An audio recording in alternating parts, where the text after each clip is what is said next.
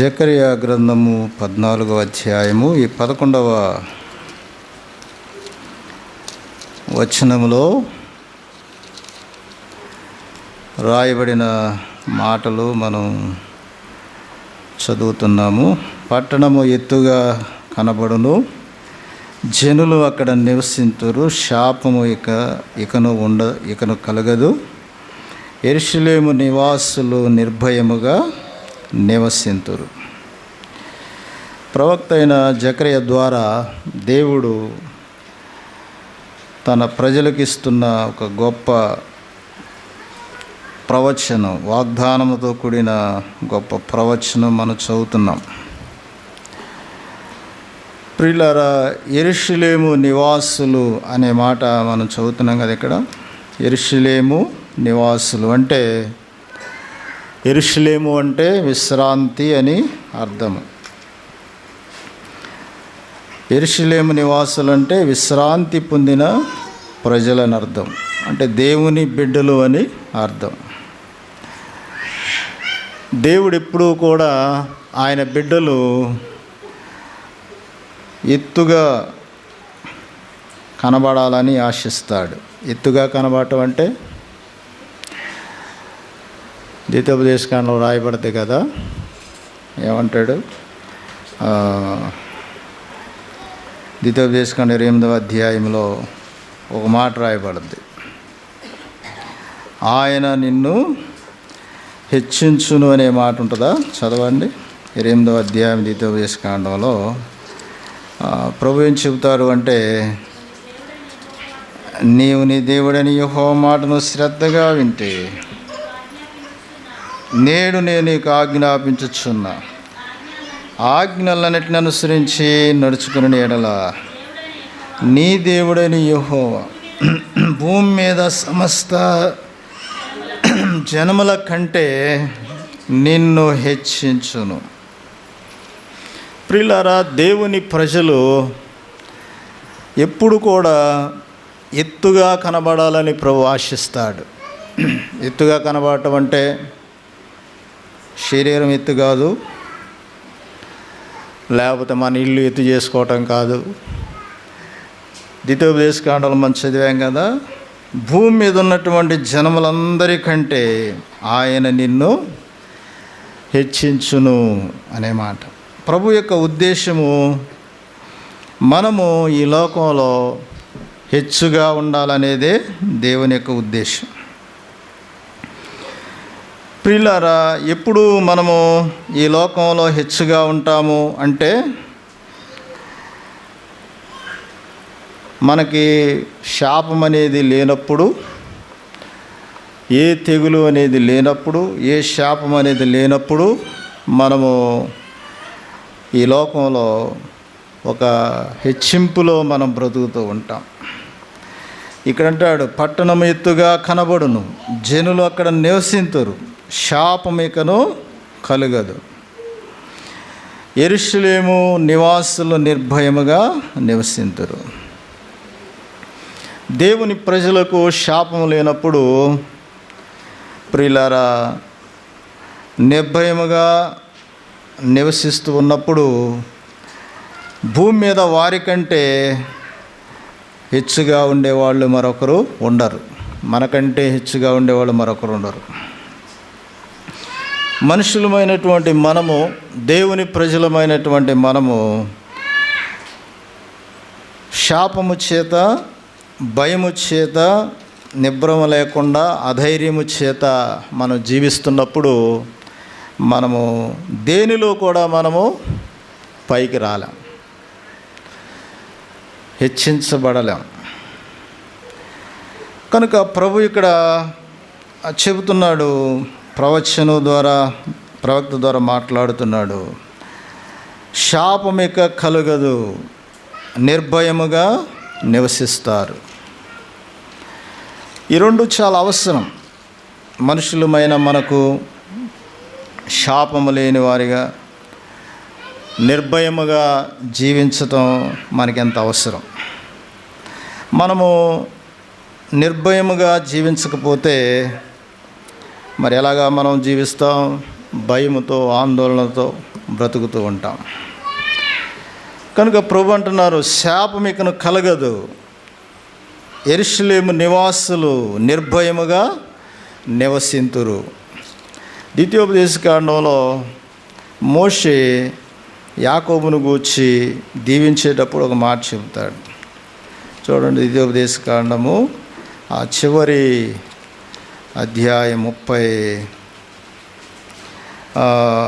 33వ అధ్యాయం 8వ వచనములో, ఇశ్రాయేలు నిర్భయముగా నివసించును, యాకోబు ఓట ప్రత్యేకించబడును, అతడు ధాన్య ద్రాక్షారసములు గల దేశములో నుండును, అతనిపై ఆకాశపు మంచు కురువును. ప్రియులారా, ఇశ్రాయేలు నిర్భయముగా నివసించును. శాపం లేనప్పుడు మనుషులు నిర్భయముగా నివసిస్తారు.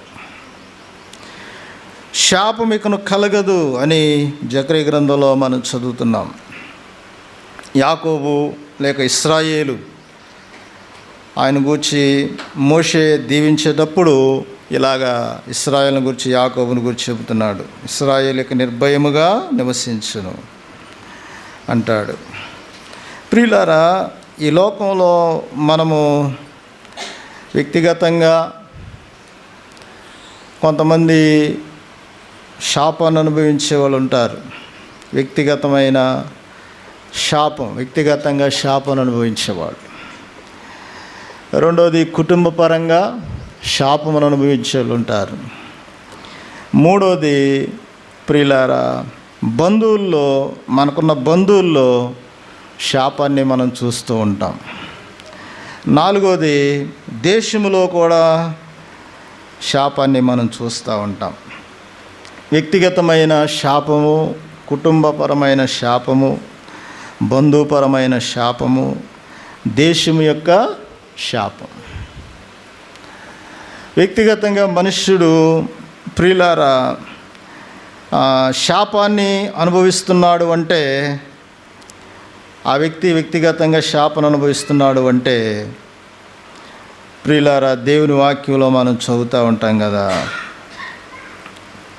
109వ కీర్తనలో 17వ వచనంలో ఏముంటుందంటే, అక్కడ వాక్యంలో రాయబడింది. 109వ కీర్తన 17వ వచనంలో, శపించుట వానికి ప్రీతి గనక అది వాని మీదికి వచ్చి ఉన్నది, దేవుని యందు వానికి ఇష్టము లేదు గనుక అది వానికి దూరమైనది. దేవుడు ప్రక్కన శాపం ఇకను కలగదు అంటున్నాడు.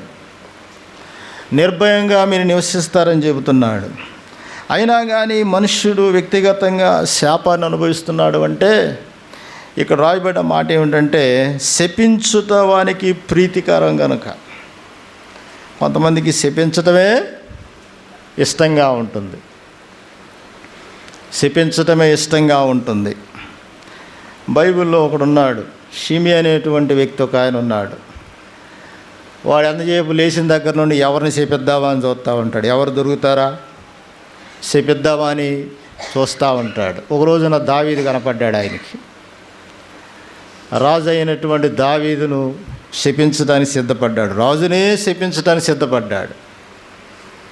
ఏమండి, సామాన్యమైన మనుషుని కాదు సుమా, రాజునే శపించడానికి సిద్ధపడ్డాడు. ఏమండి, చీపో నరహంతకుడా, నీవు దుర్మార్గుడవు, ఇదిగో నీ పరిస్థితిని బట్టే నీకు ఇలాగా జరుగుతుంది అని 2వ సమూయేలు గ్రంథంలో ఈ షిమి అనేవాడు దావీదుని శపిస్తాడు.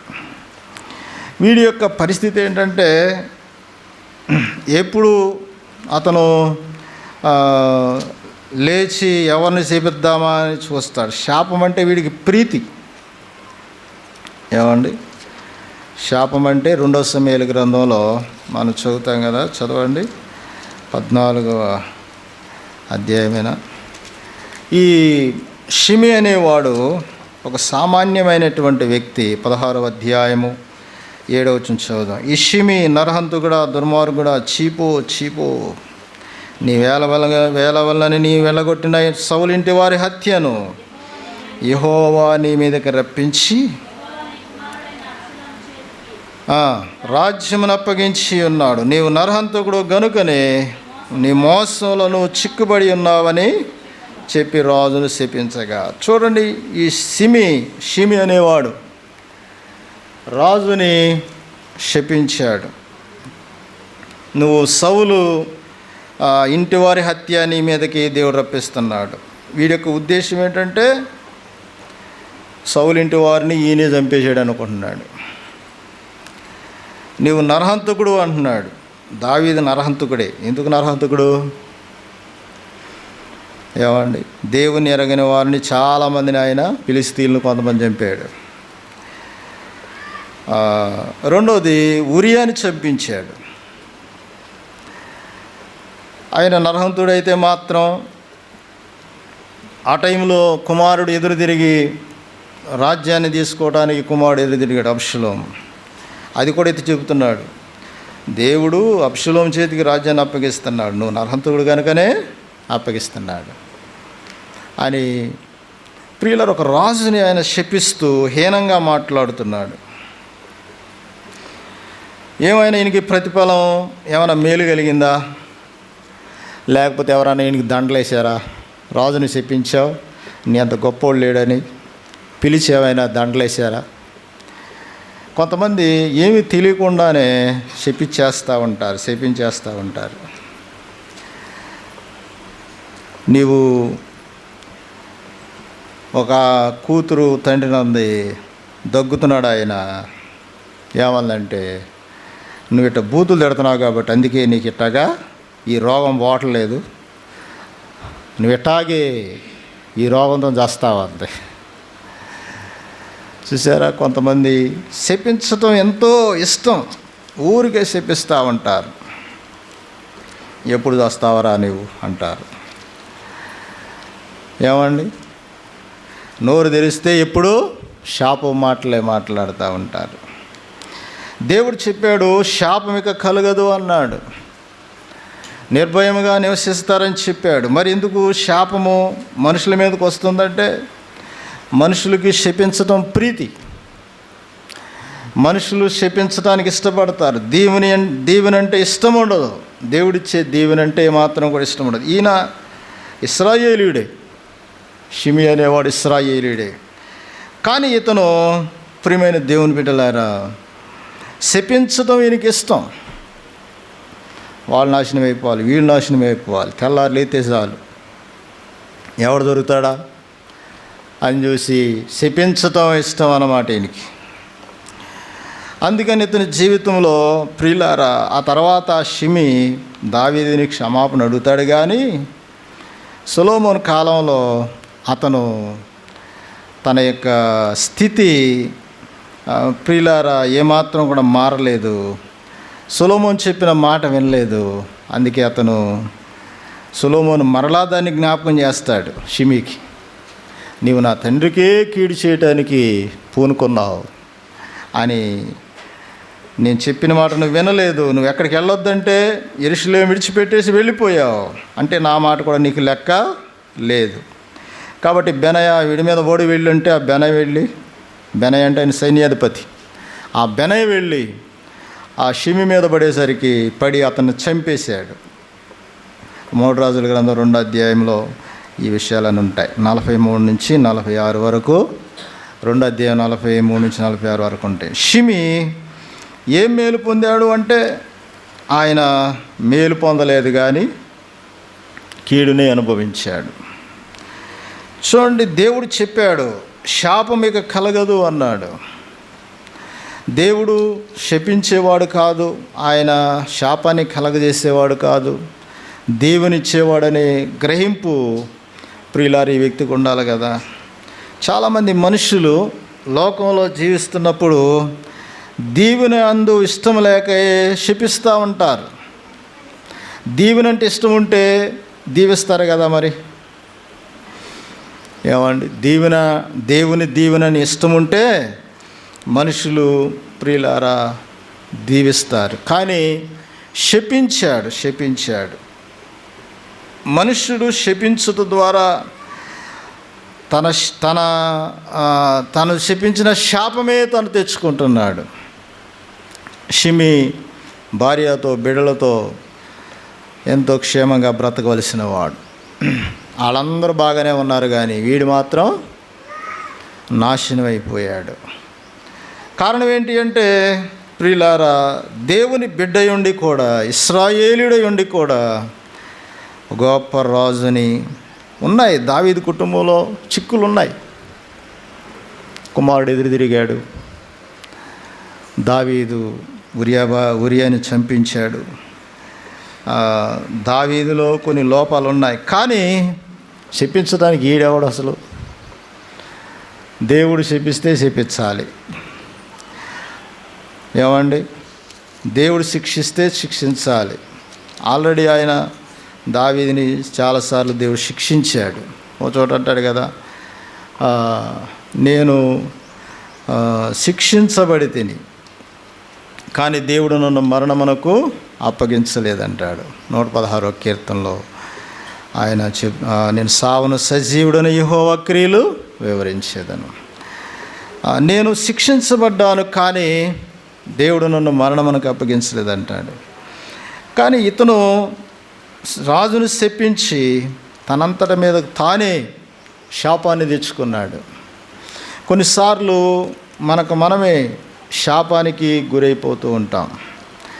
మనం ఒకరు శపిస్తే వాళ్ళు ఏదో నాశనం అయిపోతారు అని అనుకుంటాం, కానీ ప్రియులారా, అది తిరిగి రివర్స్ అయ్యి మన మీదకి వస్తుంది అనేది అర్థం కాదు. కనుక ఈ షిమి దీవెన అంటే ఇష్టము లేక శాపం అంటే, కొంతమందికి శపించి సంతోషిస్తూ ఉంటారు. శపించటం అంటే ఎంతో సంతోషం, అందుకే అన్నాడు శపించటం ప్రీతి అన్నాడు. కనుక ఈ షిమి నిర్భయముగా యెరూషలేములో నివసించలేకపోయాడు. ఒక రోజున గాతుకు వెళ్ళాడు, సొలొమోను మాట త్రోసివేసి వెళ్ళాడు. తిరిగి వచ్చిన తర్వాత ఆయన భయంకరమైన మరణానికి గురైపోయాడు. కనుక ప్రియమైన దేవుని బిడ్డలారా, వ్యక్తిగతమైనటువంటి శాపం, భార్య బాగానే ఉంది, పిల్లలు బాగానే ఉన్నారు, ఏమండి, కానీ ఇతనే నాశనం అయిపోయాడు. కారణం ఏంటంటే, ఇతను నోరు సరైంది కాదు. ఇతను నోరు శపించే నోరు. ప్రియులారా, కొంతమంది తమకు తామే శపించుకుంటూ ఉంటారు, కొంతమంది ఇతరులను శపిస్తారు, కొంతమంది తమకు తామే శపించుకుంటూ ఉంటారు. ఏమండి, ఆదికాండంలో మనం చదువుతాం కదా, 4వ అధ్యాయము 11 నుండి మనం చదివితే కయ్యూను చరిత్ర కనపడదు ఇక్కడ. ఆదికాండం 4వ అధ్యాయము 11వ వచనం నుండి మనం చదువుతున్నప్పుడు ఇక్కడ కయ్యూను చరిత్ర కనపడద్ది. కావున నీ తమ్ముని రక్తము, చూడండి, ఇక్కడ కయ్యూను తమ్మును చంపేశాడు.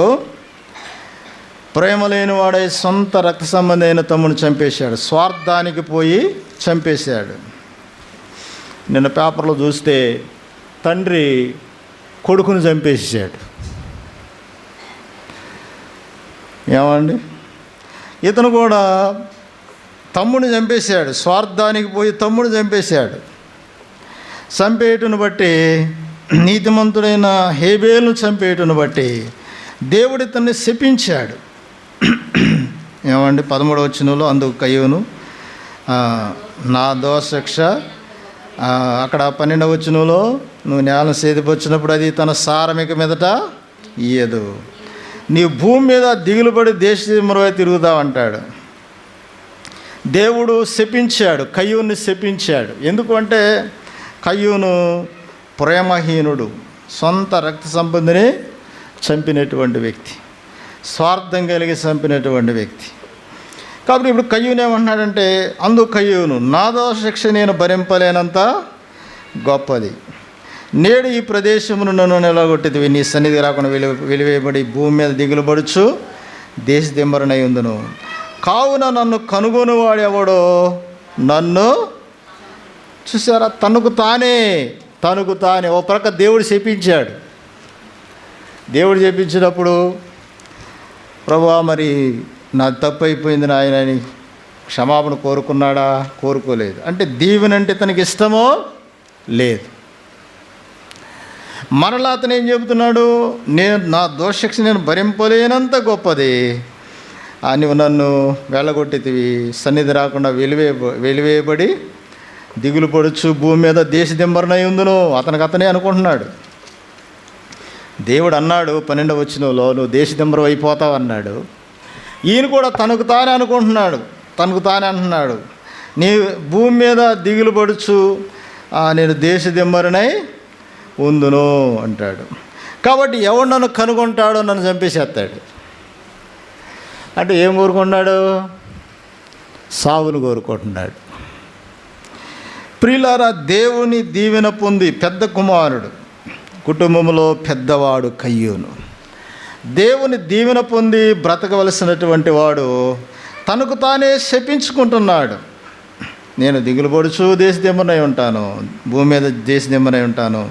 అంతేకాదు, నన్ను ఎవడు కనుగొంటాడో నన్ను చంపేసేస్తాడు. సావును కోరుకుంటున్నటువంటి వ్యక్తిగా కనబడుతున్నాడు. ఏమండి, కొన్నిసార్లు మన జీవితంలో కూడా బ్రతుకు మీద విరక్తి కలుగో మొత్తానికి ఏదో తెలియదు, కానీ కొంతమంది చనిపోతే బాగుండు కదా అనుకుంటారు. ఎందుకు ఈ బ్రతుకు, ఎలాగోలా చస్తే బాగుండు కదా. ఎప్పుడు కూడా సావును కోరుకుంటారు కొంతమంది. ప్రియమైన దేవుని బిడ్డలారా, ఇది ఎంత భయంకరమైన శాప మాటలు. దీవెన అందువారికి ఇష్టం లేదు. కయ్యూను పెద్దవాడై ఉండి ఎంతో చక్కగా బ్రతకవలసినటువంటి వాడు తనకు తానే నేను దేశదింబరనై ఉందును, దిగులు పడి జీవిస్తాను, నన్ను కనుగొనేవాడు ఎవడో ఒకడు నన్ను చంపేసేస్తాడు, నేను చచ్చిపోతాను అంటాడు. దేవునితో మాట్లాడుతున్నాడు ఆయన. నువ్వు నన్ను దేశదిమ్మరిగా అవుతావు అన్నావు కదా, సారమిక మీదట భూమి ఇవ్వదని చెప్పావు కదా, కాబట్టి నేను దిగులు పడుతూ దేశదిమ్మరనై ఉంటాను అన్నట్టుగానే. అయితే నేను ఎక్కువ కాలం బ్రతకను, ఎవడో ఒకడు నన్ను చంపేసేస్తాడులే అన్నట్టు అన్నమాట. సావును కోరుకుంటున్న వ్యక్తిగా కనబడతాడు. ప్రియులారు, ఒకసారి పేతురు అబద్ధమాడాడు, ప్రభువుని గురించి అబద్ధమాడి నేను ప్రభుని ఎరగను అని అబద్ధమాడతాడు. అక్కడ సలిమంట వేసుకుంటున్నారు. అక్కడ కొంతమంది స్త్రీలు, కొంతమంది పురుషులు, నువ్వు వేస్తూ ఉన్నవాడు కదా అంటే, నేను కాదు, నేను వేస్తూ లేను అని ముమ్మారు అబద్ధం ఆడతాడు. అక్కడ రాయబడిన మాట ఏమిటంటే 26వ అధ్యాయం, మత్తయి సువార్త 26వ అధ్యాయము 74వ వచనంలో ఏముంటుందంటే, ఆయన తన యొక్క జీవితంలో ఏం చెబుతాడు అంటే, అందుకు అతడు ఆ మనుష్యుని నేను ఎరుగుదునని ఎరగనని చెప్పి శపించుకొనుటకును ఒట్టి పెట్టుకొనుటకును మొదలు పెట్టెను. చూసారా, అతను శపించుకోవటానికి ఒట్టు పెట్టుకోవటానికి మొదలుపెట్టాడు. శపించుకుంటున్నాడు, ఒకవేళ నేను వేస్తూ కనుకుంటే నేనే నాశనం అయిపోతాను, మీరు నన్ను నాశనం చేయవసరం లేదు, మీరు నన్ను చంపవసరం లేదు, నేను వేస్తూ ఉంటే నేనే నాశనం అయిపోతాను. అప్పుడు కొంతమంది అంటారు కదా, నేను అలా మాట్లాడుంటే నేనే నాశనం అయిపోతాను, నేను అలా చేసి ఉంటే నేనే నాశనం అయిపోతాను. చూసారా, అలాగా శపించుకోవటం అది దేవునికి ఎంత బాధకరమైందో చూసారండి. ప్రియులారా, యేసుతో నువ్వు ఉన్నావు అంటే నేనున్నాను అని చెప్పొచ్చు కదా. ఆయన తన్ను తాను వాళ్ళని నమ్మించటానికి శపించుకుంటున్నాడు. నేను ఒకవేళ ఆయనతో ఉంటే నేనే నాశనం అయిపోతాను, మీరు నన్ను పట్టుకోవసరం లేదు, మీరు నన్ను నాశనం అయిపోలేదు, నా మీదొట్టు నీ మీదొట్టు అంటున్నాడు. ఒట్లేసుకుంటున్నాడు, శపించుకుంటున్నాడు, ఒట్లేసుకుంటున్నాడు. ప్రియులారా, అప్పటి వరకు 33 సంవత్సరాలు ప్రభువుతో జీవించి 3.5 సంవత్సరాలు ప్రభువుతో జీవించి ఆయనతో నడిచి చివరాఖరిలో అతను చేసిన పని ఏంటంటే, ప్రియులారా, తన ప్రాణమును గూర్చి ఆయన ఏమండి, వాళ్ళు ఏదో అతను పట్టుకుని చంపుతారేమని అనుకొని తన్ను తానే శపించుకుంటూ తన్ను తానే ఒట్టు పెట్టుకోవటం మొదలుపెట్టాడు. కనుక ప్రియమైన దేవుని బిడ్డలారా, ఈ రోజున చాలామంది నోటిలో నుండి వచ్చేది ఏంటంటే శాపం. దేవుడేమో శాపం ఇక కలగదు అని చెబుతున్నాడు. కానీ శాపం కలగటానికి కారణం ఏంటంటే వారి నోరంతా శాపముతోనే ఉంటుంది. ఎవరు లేస్తే ఎవరిని తిట్టాలా అని చూస్తుంటారు. కీర్తన గ్రంథంలో 59వ అధ్యాయం 12వ వచనములో ఇక్కడ రాయబడిన మాట, 59వ అధ్యాయము 12వ వచనం చదువుదాం. వారి పెదవులు మాటలను బట్టి, వారి పెదవుల మాటలను బట్టి, వారి నోటి పాపమును బట్టి, వారు పలుకు శాపములను బట్టి, అబద్ధములను బట్టి వారు తమ గర్వములో చిక్కుబడుదురుగాక. వారు పలుకు శాపమును బట్టి, ఏమని మనం పలికే ఆ శాపాన్ని బట్టి మనకు మనమే చిక్కుబడిపోతూ ఉంటాం. ఆ శాపము మన మీదకి వచ్చేస్తూ ఉంటుంది.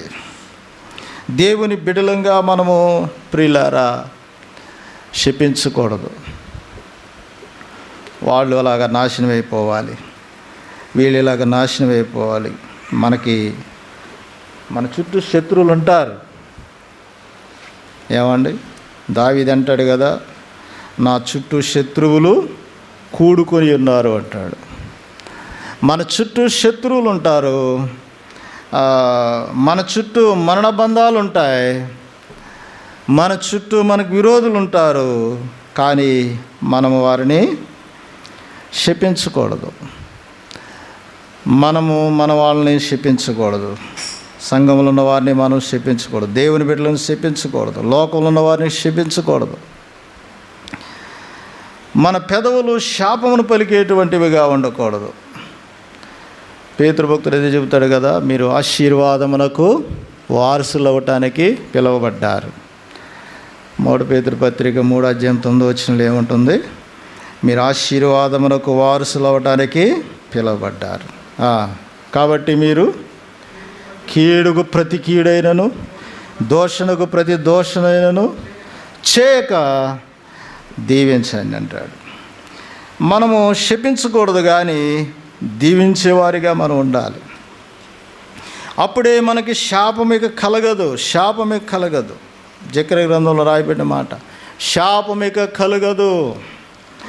కానీ ఈ రోజున మనము శాపాన్ని అనుభవిస్తున్నామంటే, వ్యక్తిగతంగా మనం ఒక శాపంలో బ్రతుకుతున్నామంటే, వ్యక్తిగతంగా శాపంలో బ్రతకడం అంటే ఏంటి? దరిద్రులుగా, దిక్కుమాలిన వారంగా, ఏమండి, ఒక స్థిరత్వం లేని వారంగా,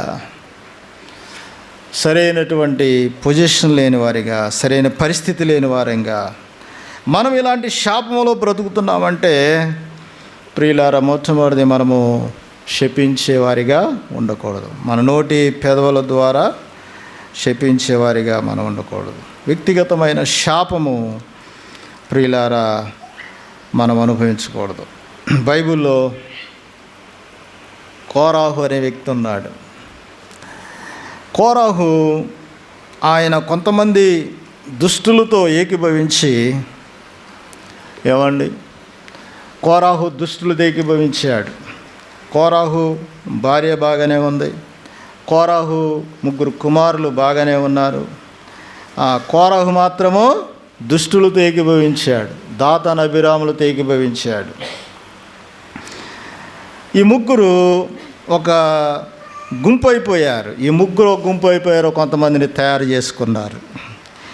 ఇక ప్రతిరోజు సేవకుని గురించి, మోషేను గురించి, అహరోను గురించి హీనంగా మాట్లాడుతున్నారు.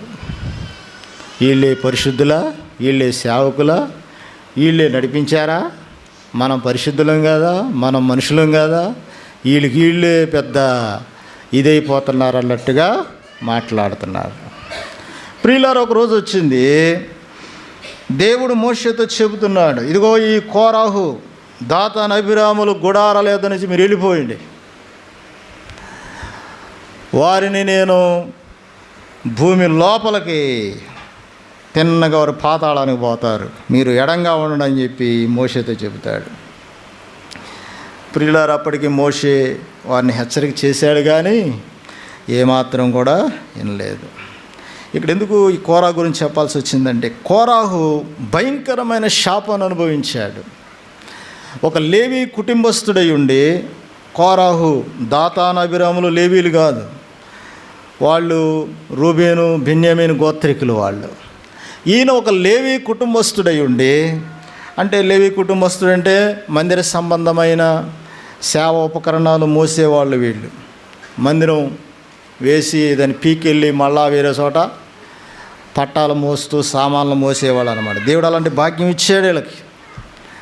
కానీ కోరాహు తన జీవితంలో దుష్టులతో ఏకీభవించి, ప్రియులారా, అతని జీవితంలో నశించిపోయాడు. ఎలాగంటే భూమి నెరవిడిచింది.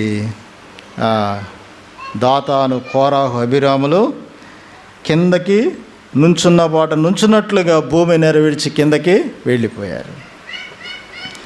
కోరాహు కుమారులు ప్రియులార క్షేమంగా ఉన్నారు. ఏమండి, కోరాహు వ్యక్తిగతమైనటువంటి శాపాన్ని అనుభవించడానికి కారణం ఏంటంటే, అతడు లేచిన దగ్గర నుండి దేవుని సేవకుల గురించే మాట్లాడుతున్నాడు. దుష్టులతో ఏకీభవించి దేవుని సేవకుల గురించి మాట్లాడుతున్నాడు. అంతేకాదు, తన్ను తాను హెచ్చించుకుంటున్నాడు. కోరాహు, దాతాను, అబీరాములు వారికి వారు హెచ్చించుకుంటున్నారు. కాబట్టి ప్రియులారా, దేవుడు వీరికి ఇవ్వవలసినటువంటి దీవెన, ఏమండి, వీళ్ళని పాలు తేనెలు ప్రవహించే దేశంలో ప్రవేశపెడతానన్నాడు. మరి కోరాహు ఏమైపోయాడు? అరణ్యములోనే, సంఖ్యాకాండంలో 16వ అధ్యాయంలో అరణ్యములోనే ఆయన తనతో ఉన్న దుష్టులందరూ కూడా భూమి లోపలికి పాతాళానికి వెళ్ళిపోయారు.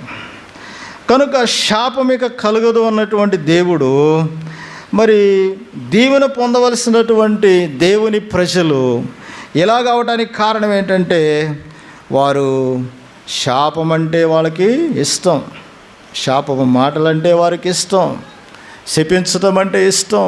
అందుకే అలాగా అయిపోయారు ప్రియులారా. రెండోది మనం చూస్తాము, కుటుంబ శాపం అనేది మనం చూస్తాం. ప్రియులారా, వ్యక్తిగతంగా శపించబడి కొంతమంది నశించిపోతున్నారు. ఇక్కడ కుటుంబముగా శపించబడి నశించిపోవటం మనం చూస్తున్నాం ప్రియులారా. ఏమండి, ఆదికాండంలో మనం చూస్తే 9వ అధ్యాయము, ఆదికాండం 9వ అధ్యాయములో మనం చూస్తే ఇక్కడ నోవాహును గూర్చి రాయబడినటువంటి మాట మనం చదువుతాం. ఆదికాండము 9వ అధ్యాయము మనం చదివినప్పుడు 24వ వచనం, 20వ వచనం నుండి మనకు అర్థమవుద్ది కానీ అదొద్దు. 24వ వచనం, అప్పుడు నోవాహు మత్తు నుండి మేలుకొని తన చిన్న కుమారుడు చేసిన తెలుసుకొని, కనాను శపించబడిన వాడు తన సహోదరుల కంటే దాసుడు ఆగునని. ఇక్కడ 20 నుంచి మనం చదివితే, నోవాహు ద్రాక్ష తోటేసాడంట.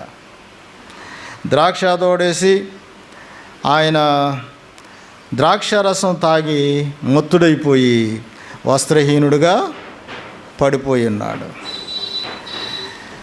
ఈ నోవాహు ప్రియులారా చేసింది చాలా తప్పు. ద్రాక్ష తోట వేశాడు, ద్రాక్ష రసం తాగి మత్తుడై పడిపోయాడు. ద్రాక్ష రసము మనుషులను వెక్కిరింతపాలు చేస్తుందని వాక్యంలో ఉంది. వెర్రి మాటలు మాట్లాడతారని వాక్యంలో ఉంది. ఈ నోవాహు ప్రియులారా ద్రాక్షరసం తాగిన తర్వాత వస్త్రహీనుడై పడి ఉంటే, హాము, తన చిన్న కుమారుడు హాము చూశాడు. అయ్యో తండ్రి వస్త్రహీనుడై పడి ఉన్నాడు అని చూసి, ఏదైనా ఒక వస్త్రం తీసుకొచ్చి తండ్రి దిశమల కప్పితే బాగుండేది.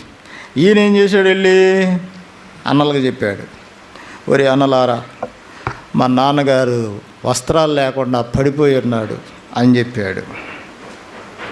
వాళ్ళు ఏం చేశారు, ఒక వస్త్రం తీసుకొచ్చి నోవాహు దిశమలో కప్పారు.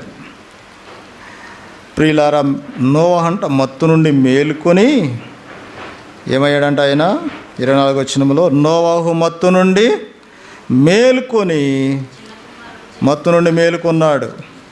మేలుకొని ఏం జరిగిందిరా నాకంటే వాళ్ళు చెబుతున్నారు, పెద్ద కుమారుడు చెబుతున్నాడు, నువ్వు ఇలాగా ద్రాక్షరస తాగి మత్తుడై పడిపోయావు, నువ్వు వస్త్రహీనుడిగా ఉంటే హాము చూశాడు, హాము వచ్చి మాకు చెప్పాడు, మేము వస్త్రం తీసుకొని కప్పాము.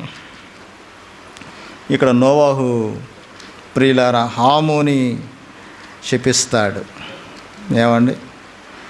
హాము కుమారుడు కానాన్ అన్నమాట. అంటే నోవాహు ఒక కుటుంబాన్ని, తన కుమారుని యొక్క కుటుంబాన్ని శపిస్తాడు. ఎందుకు శపించాడు అంటే ప్రియులారా నోవాహు యొక్క అపవిత్రతను ఆ చిన్న కుమారుడు అన్నలకు తెలియజేశాడు. దిశమలతో పడి ఉన్నాడు, వస్త్రహీనుడై పడి ఉన్నాడు అంటే నోవాహుకి ఎంత అవమానం.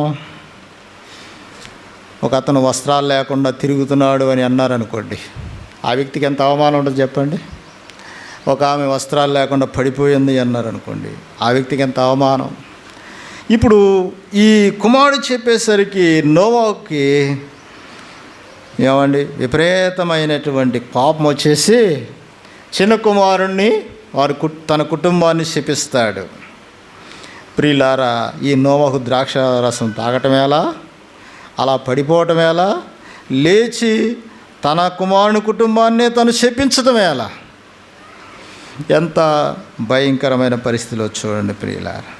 అది మొదలుకొని కానాను శపించబడిన వాడై, అంటే హాము కుటుంబం అంతా కూడా, కానాను తన కుమారుడు వారందరూ కూడా శపించబడిన వారై ప్రియులారా. బైబిల్లో కానాను అనేటువంటి ఆ వ్యక్తి మనం చూస్తాము, కానాను అనే దేశం మనం చూస్తాము. వాళ్ళందరూ కూడా ఆ దేశంలో నుండి వెలగొట్టబడి ఇశ్రాయేలీయులు దానిలో ప్రవేశించి దాన్ని స్వాధీనపరుచుకుంటారు. ఆనాడు నోవాహు యొక్క శాపం, నోవాహు తొందరపడి శపించేశాడు. ఈ కుటుంబం అంతా కూడా ప్రియులారా శాపాన్ని అనుభవించింది. మరి నోవాహు శపించాడు కదా, నోవాహు నాశనం అయిపోవాలి కదా అని అంటాం మనం, అంతేనా? నోవాహు శపించాడు, నోవాహు నాశనం అయిపోవాలి కదా అని మనం అనుకుంటాం. ప్రియమైన దేవుని బిడ్డలారా, కానీ నోవాహు నాశనం కాలేదు. ఎందుకు నాశనం కాలేదు అంటే ఆ రోజుల్లో దేవుడు నోవాహు పట్ల కృప చూపించాడు. బైబిల్లో రాయబడదు కదా, నోవాహు కృప పొందినవాడాయను అనే మాట ఉంటుంది కదా. చిన్న కుమారుడు చేసిన దానికి ఆయన తట్టుకోలేక నోవాహు ప్రియులారా ఆ హాము కుమారుడైన కనానును శపించాడు. నువ్వు దాసుడిగానే బ్రతుకుతావు అని శపించాడు. ఏమండి? కనుక ఆ హాము చేసిన తప్పేంటంటే తండ్రి యొక్క దిశములను కప్పలేకపోయాడు, తండ్రి యొక్క అపవిత్రతను కప్పలేకపోయాడు. అందుకే నోవాహు ప్రియులారా నోవాహు మీదకి దేవుని శాపము రాలేదు. ఏమండి? కనుక నోవాహు జీవితంలో మనం చూస్తే బయట వారిని శపించినట్లుగా ఇంటి వాళ్ళనే శపించేశాడు ఆయన. ఆ రోజులు అలా జరిగిపోయింది. కానీ ఈ రోజుల్లో యేసుక్రీస్తు కాలంలో మనం కృపాకాలంలో ఉన్నటువంటి మనము ప్రియులారా నోవాహు వలె మనము శపించకూడదు. కొన్నిసార్లు కొంతమంది అంటారు కదా, కొంతమంది శపించారంటే వాళ్ళు అన్నట్టుగానే జరుగుద్ది అంటారు కొంతమంది. ఏమండి? అలా అన్నట్టుగానే జరుగుద్ది అంటారు కొంతమంది. ఎందుకు జరుగుద్ది అంటే ఆ వీళ్ళలో కొన్ని లోపాలు ఉండటం బట్టి జరగవచ్చు, జరగపోవచ్చు, చెప్పలేము. అందుకే దేవుని యొక్క కృపకు మనం పాత్రులం కావాలి అని ఒకసారి మనం వాక్యాన్ని ధ్యానం చేశాం. కనుక కుటుంబ శాపం అనేది ఏమంటే బైబిల్లో చాలా కుటుంబాలు ఉన్నాయి. రాజుల కుటుంబాలు మనకు కనబడతాయి. వాళ్ళు విగ్రహారాధన చేసి కుటుంబాలు శపించబడి, దేవునికి అనుకూలంగా లేక శపించబడి దేవుని శాపను అనుభవించిన వాళ్ళు కనబడతారు. ప్రియులారా, కాబట్టి శాపం ఇక ఉండదు అని ప్రభు చెబితే మనలో ఉన్నటువంటి మన బలహీనతలు బట్టో ఈ హాములో ఉన్న బలహీనత అపవిత్రతను వెల్లడి చేయటం. ఆయనలో ఉన్న బలహీనత ఏంటి? సొంత తండ్రి అపవిత్రతనే బట్టబయలు చేశాడు. ఒక ఆమె అంది, మా అమ్మ మంచిది కాదండి, మా అమ్మ బయటికి వెళ్తున్నానని చెప్పుద్ది, అక్కడక్కడ తిరిగి వస్తూ ఉంటుంది అని అందనమాట. నేను అన్నాను, ఒకవేళ ఆమె చేస్తే చేయొచ్చు కానీ నువ్వు అలా అనకూడదమ్మా, ఆమె పెద్ద ఆవిడ కదా. ఒకవేళ ఆమెను తెలిసి ఇప్పుడు నిన్ను కూడా నువ్వు లేకుండా చేయాలనుకో, నిన్ను ఏదో ఒకటి అందనుకోండి, పెద్ద ఆవిడ కాబట్టి ఆ పెద్ద ఆవిడ మాటలు ఒకవేళ నీకు బాధగా నీకు శాపాన్ని కలిగించవచ్చు. కాబట్టి పెద్ద ఆవిడ గురించి నువ్వు మాట్లాడకూడదు.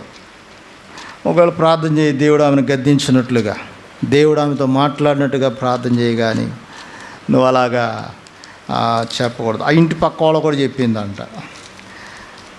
అలాగా ఆ తల్లి యొక్క అపవిత్రమైన పరిస్థితి అంతా ఆమె వెల్లడి చేస్తుంది.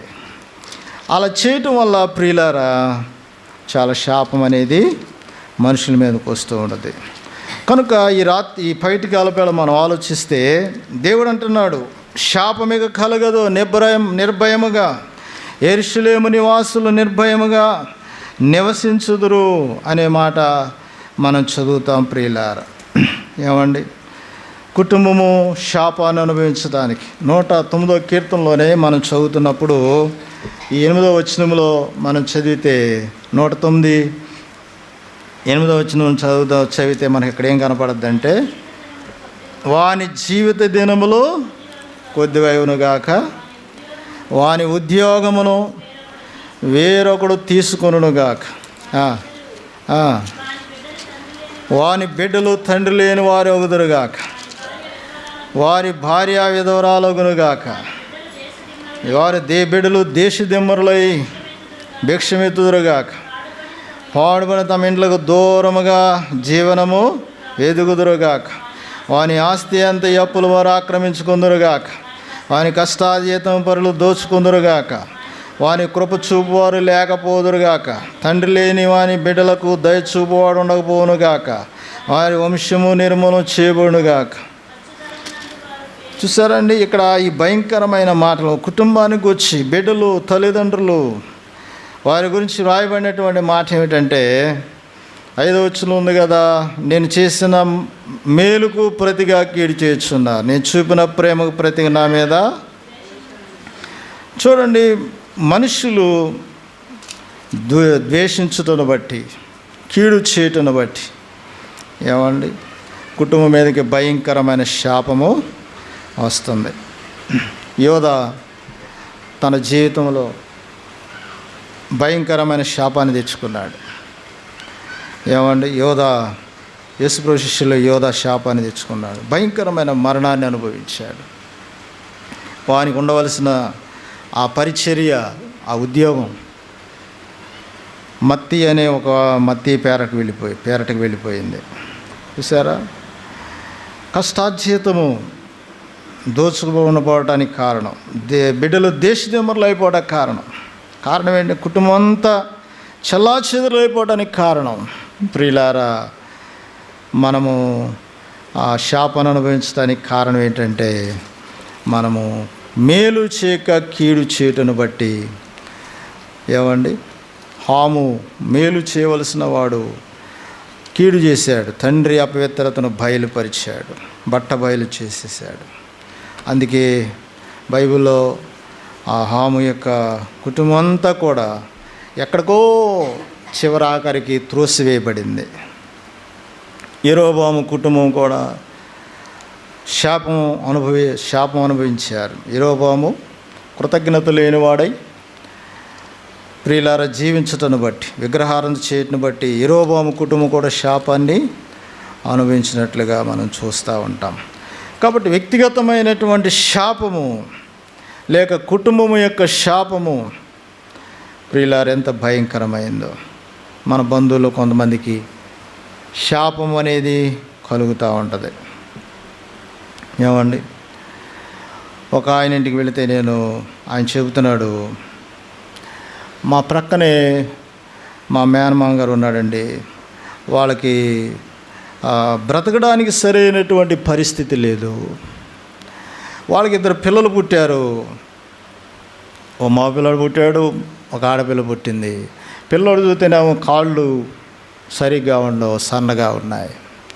ఆ పిల్ల చూస్తేనేమో ఈ ఒక కన్ను పోయింది, ఒక చెయ్యము వంకరైపోయింది. నేను అన్నాను, వీళ్ళు ప్రభువుని తెలుసుకున్నారా అంటే వాళ్ళు తెలుసుకోరండి, దేవత సంబరాలు చేస్తూ ఉంటారు అన్నాడు. మరి ఇప్పుడైనా వాడు ప్రభు దగ్గరికి వస్తే దేవుడేమైనా వారికి నెమ్మదిస్తాడు కదా. ప్రియులారా, ఆయన లేచిన దగ్గర నుండి వాళ్ళని చూస్తాడట. వీళ్ళు మా మేనమాంగారు ఎలాగైపోయాడు, ఆ కుటుంబం ఎలాగైపోయింది, ఈయన సరిగ్గా పని చేయలేడు. ఇలాంటి పరిస్థితి ఎంత భయంకరమైన శాపం చూడండి. కొన్నిసార్లు మన బంధువులు కొంతమంది శాపం అనుభవిస్తున్నప్పుడు మనము చూస్తున్నప్పుడు ఎంతో బాధ వేస్తూ ఉంటుంది. ప్రియులారా, మనము మన బంధువులు మనకున్న వారందరూ కూడా దేవుని దీవెన పొందుకొని బ్రతకాలి. అందుకే వారికి ప్రభువుని పరిచయం చేయాలి. ఏమండి, ప్రభువుని పరిచయం చేస్తే ప్రభు ద్వారా దీవెన పొందడానికి అవకాశం ఉంటుంది. 4వ మాట, దేశానికి శాపం అనేది ఎలాగొచ్చుద్దంటే, ఒక దేశ అధికారి సరిగ్గా లేకపోతే దేశం మీద కూడా శాపం వచ్చుద్దంట. 2వ సమూయేలు గ్రంథంలో 21వ అధ్యాయం 1వ వచనం ఏముంటుందంటే, సౌలు అనేటువంటి రాజు ఆయన కొంతమంది యాజకులను ఆయన చంపించాడంట.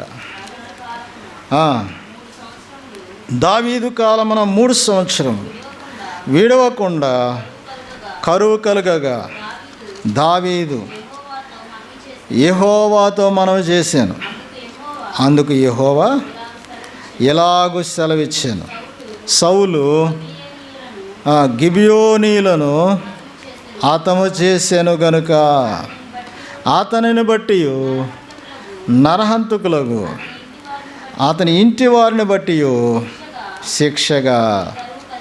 చూసారా, సౌలు రాజు అప్పటికే ఆయన పరిపాలన అయిపోయింది, దావీదు వచ్చాడు. ఇప్పుడు సౌలు చేసిన పనికి దావీదు కాలంలో 3 సంవత్సరాలు కరువు వచ్చేసిందంట. దావీదు ప్రార్థన చేస్తున్నాడు, ఏంటి ప్రభువా ఇలా కరువు వచ్చింది ఏంటని చెబితే దేవుడు బయలుపరిచాడు. ఏం బయలుపరిచాడు? సౌలు చేసిన పనికి, ఆయన చేసిన పని ఏంటంటే గిబియోనీలను చంపించాడు. గిబియోనీలు అంటే ఎవరు? వీళ్ళు యెహోషువ కాలంలో వీళ్ళు అన్యులే, కానీ యెహోషువ కాలంలో వీళ్ళు ఇశ్రాయేలులో చేరారు. వాళ్ళు ప్రాణాలు భయం వేసి, ఇశ్రాయేలు మమ్మల్ని చంపేస్తారేమోనని మేము దూరదేశం నుండి వచ్చాము, మీ దేవుడు గొప్పోడు, మేము మీతోనే ఉంటామని నిబంధన చేసుకుని అక్కడే ఉండిపోయారు. యెహోషువ ఏం చేశాడు? వీళ్ళని మీరు చంపమాకండి, కొట్టమాకండి, తిట్టమాకండి, వీళ్ళ మనతో ఉండనివ్వండి అన్నాడు. అప్పటి నుండి ఇశ్రాయేలుతో ఉన్నారు ఈ గిబియోనీలు. సౌలు వచ్చిన తర్వాత ఈ గిబియోనీల్ని చంపించేశాడు. ఇప్పుడు ఈ శాపం దేశం మీదకి వచ్చి 3 సంవత్సరాలు కరువు వచ్చేసింది. ప్రియులారా, ప్రభు అంటున్నాడు, సౌలు యొక్క కుటుంబాన్ని బట్టి, సౌలు చేసిన దాన్ని బట్టి ఈ కరువు వచ్చింది. చూడండి, దేశం మీదకి భయంకరమైన శాపం వస్తుందంటే అధికారులు సరిగ్గా లేకపోతే దేశం మీదకి శాపం వచ్చేస్తుంది. అందుకనే అధికారుల కొరకు ప్రార్థన చేయమంటాడు వాక్యంలో. రాజుల కొరకును అధికారుల కొరకును ప్రార్థన చేయమంటాడు. సామెతల గ్రంథంలో రాజు ప్రియులారా సరిగ్గా లేకపోతే భయంకరమైన శాపం వస్తుందని కూడా రాయబడతా ఉంటుంది. కాబట్టి ఒక వ్యక్తి మీదకి వ్యక్తిగతమైన శాపం, కుటుంబం మీదకి వచ్చే శాపం, లేక బంధువులు అనుభవించే శాపం, దేశం మీదకి వచ్చేటువంటి శాపము, ఈ శాపాలన్నీ కూడా ప్రభువు రాకముందు చాలామంది ప్రజలు అనుభవించారు. కానీ ఇప్పుడు మనము ఈ శాపాన్ని మనము అనుభవించడానికి వీలు లేదు. ప్రభు అంటున్నాడు శాపం ఇక కలగదు అని చెబుతున్నాడు. ఎందుకు అన్నాడు అంటే గలతీయులు రాసినటువంటి పత్రికలో ఒక మాట, శ్రేష్టమైన ఒక మాట రాయబడింది. 3వ అధ్యాయము 13-14 వచనాలు మనం చదువుతాము. చదవండి. ఆత్మలను కూర్చున్నటువంటి వాగ్దానం విశ్వాసం వలన మనకు లభించినట్లు అబ్రహాము పొందిన ఆశీర్వాదం క్రీస్తు యేసు ద్వారా అన్యజనులు కలుగుటకై క్రీస్తు మన కోసము శాపమై ఏమైపోయాడంట? క్రీస్తు అక్కడ రాయబడింది శాపాగ్రహి అయి. క్రీస్తు మన కోసము శాపాగ్రహి అయిపోయాడు. పాత నిబంధన గ్రంథంలో ఎంతోమంది శాపాన్ని అనుభవించారు. కుటుంబాలు శాపాన్ని అనుభవించాయి, వ్యక్తిగతంగా శాపాన్ని అనుభవించారు, దేశాలు శాపాన్ని అనుభవించాయి. కానీ కృపాకాలంలో ఉన్నటువంటి మనము, యేసుక్రీస్తు అనుభవంలో ఉన్నటువంటి మనము, క్రీస్తు బిడ్డలుగా బ్రతుకుతున్నటువంటి మనము శాపాన్ని అనుభవించడానికి వీలు. ఎందుకంటే క్రీస్తు మన కొరకు శాపాగ్రహి అయిపోయాడు. అక్కడ రాయబడిన మాట ఏమిటంటే ఆయనే ఏమయ్యాడంట? మ్రాను మీద వేలాడిన ప్రతివాడు శాపగ్రస్తుడని రాయబడి శాపము నుండి విమోచించాడంట. 14 వచనం చివరి భాగం ఉంది కదా, ధర్మశాస్త్రము యొక్క శాపము నుండి విడిపించాడు. కాబట్టి శాపం ఇక కలగదు. మనం ఉన్న ప్రాంతం, మనం ఉన్న కుటుంబం, ఏమండి మన జీవితం, మనం ఇక శాపం కలగటానికి వీలు లేదు. ఎందుకంటే మన శాపాన్ని ప్రభు సిలువలో ఆయన సిలువ కొట్టివేశాడు. కాబట్టి మనం ఏం పొందాలి? దీవెన పొందాలి. మనం శాపం పొందకుండా దీవెన పొందాలి. కాబట్టి శాపము నుండి దేవుడు మనను ఆయన విమోచించాడు. ధర్మశాస్త్రం యొక్క శాపం ఇక రావడానికి వీలు లేదు. ధర్మశాస్త్ర శాపం బైబిల్లో చదువుతాం కదా, వ్యక్తిగతంగానైనా, కుటుంబ పరంగానైనా, బంధుపరంగానైనా, లేక దేశపరంగానైనా ఏ శాపం మనకు కలగటానికి వీలు లేదు. కారణం ఏంటంటే ప్రభువే మన కొరకు శాపగ్రహి అయిపోయాడు. ఆయన దగ్గరే మనకు దీవెన ఉంది, ఆయన దగ్గరే మనకు ఆశీర్వాదం ఉంది. అపోస్తలుల కార్యములో మరి ఆయన పేతురు ప్రసంగం చేస్తూ ఒక మాట చెబుతాడు. చూడండి, అపోస్తలుల కార్యములో 3వ అధ్యాయంలో 26 వచనం. దేవుడు తన సేవకుని పుట్టించి మీలో ప్రతి వానిని వాని దుష్టత్వం నుండి మళ్లించుట వలన మిమ్మల్ని ఆశీర్వదించుటకు ఆయనను మొదట మీ యొద్దకు పంపెను. క్రీస్తు ఎందుకు వచ్చాడు ఈ లోకానికంటే? 10 మంది అంటారు యేసు ప్రభు నన్ను శిక్షిస్తున్నాడు, యేసు ప్రభు నన్ను శపిస్తున్నాడు. ఒక ఆయన అన్నాడు యేసు ప్రభు నా కుమార్తెని చంపేశాడు అన్నాడు. యేసు ప్రభు చంపటానికి వచ్చాడా? యేసు ప్రభు ఎవరిని చంపడు, ఆయన ఎవరిని శపించడు.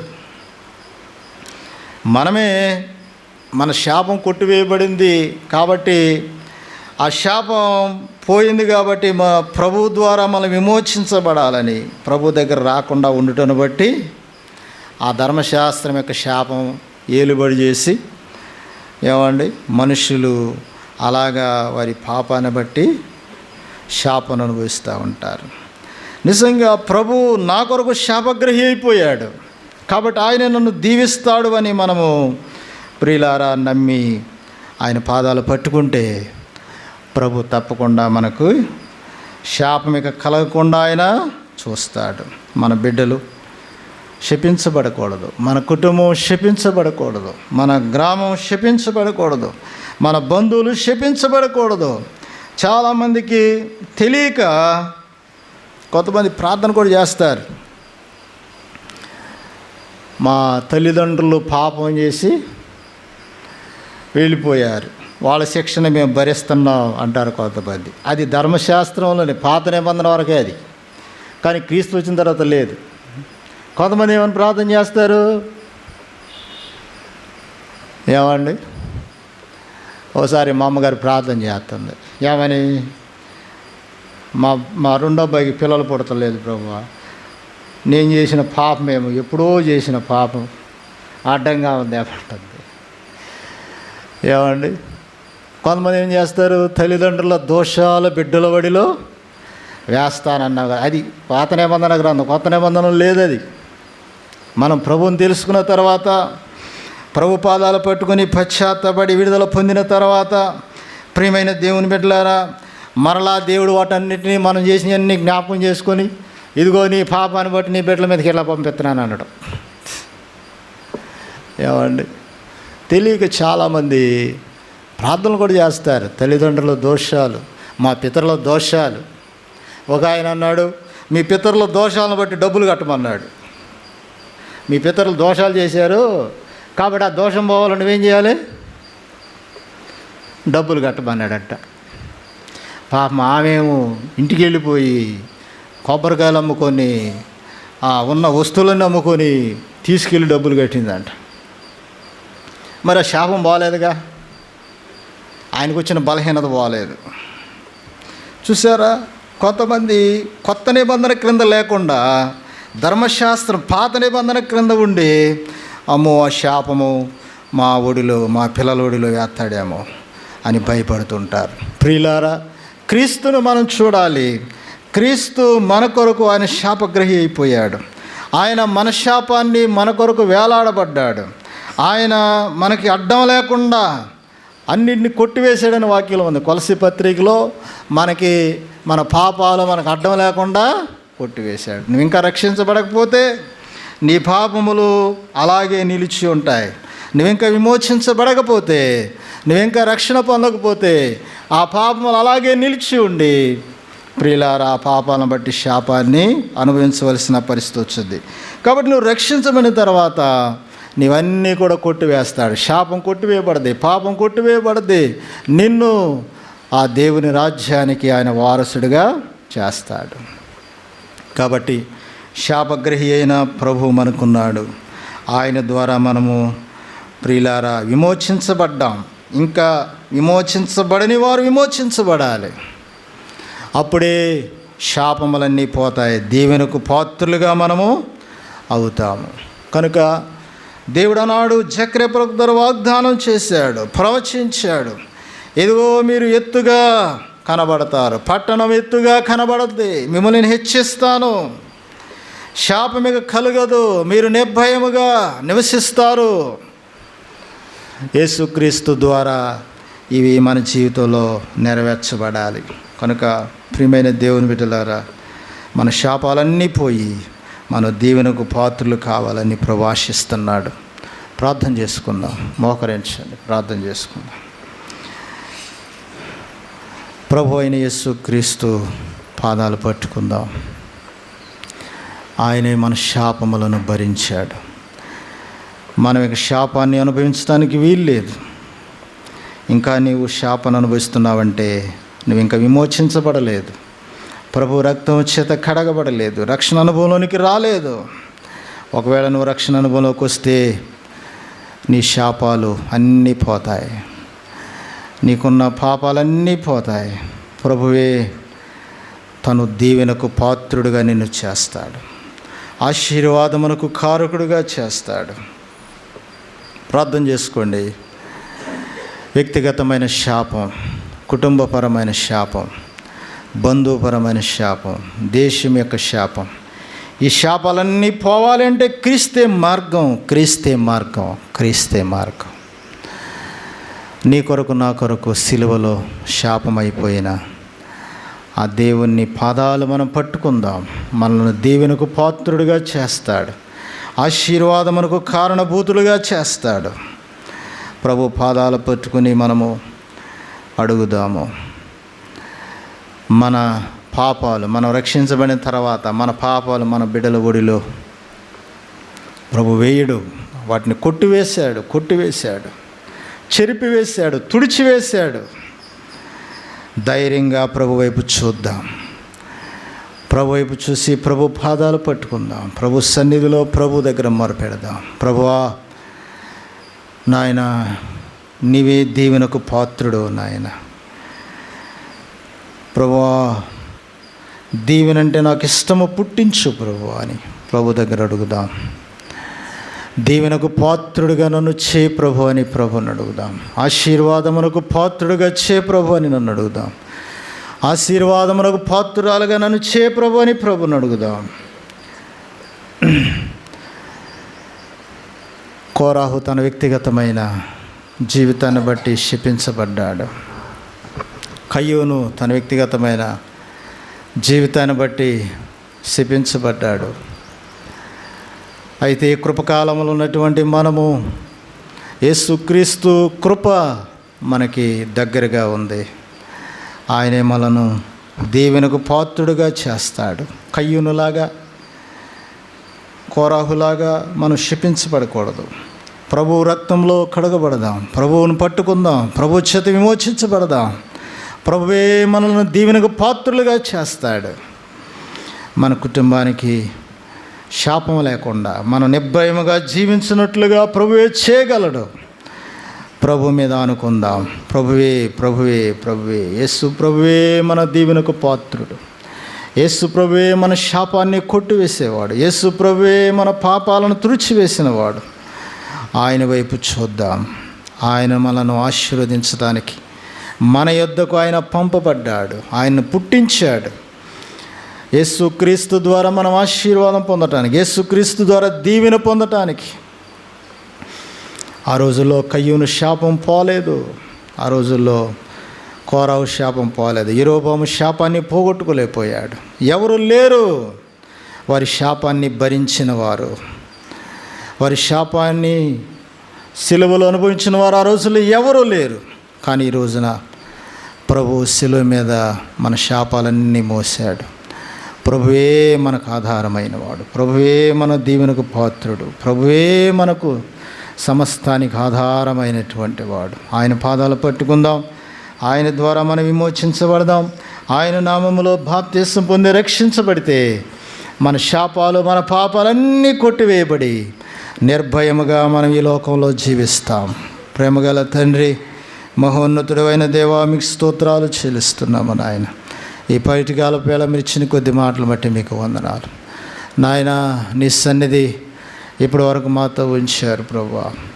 ప్రవక్త అయిన జకరియా ద్వారా ఆనాడు ప్రవచించిన ప్రవచనం ప్రభువా, అయా ఇదిగో పట్టణం ఎత్తుగా కనబడునని చెప్పారు. శాపం ఇక కలుగదు అని చెప్పారు. యెరూషలేము నివాసులు నిర్భయముగా నివసిస్తురు అని చెప్పారు ప్రభువా. నాయన, క్రీస్తుని లోకమును పంపించి ప్రభువా మేము నిర్భయముగా జీవించాలని, శాపము లేని వారిగా బ్రతకాలని ప్రభువా, మేము హెచ్చించబడాలని మీరు మీ కుమారుని లోకానికి పంపించారు. క్రీస్తు ద్వారా మేము దీవెన పొందడానికి సహాయం చేయండి. క్రీస్తు ద్వారా మేము దీవెనకు పాత్రులుగా మమ్మలను చేయండి. ప్రతి ఒక్కరూ విమోచించబడి దీవించబడటానికి సహాయం చేయండి నాయన. దీవెనకు పాత్రులుగా చేయండి నాయన. నిన్న మాటలు బిడ్డల హృదయాల్లో భద్రపరచండి. యేసుక్రీస్తు నామమున అడిగి వేడుకొనుచున్నాము తండ్రి. ఆమేన్.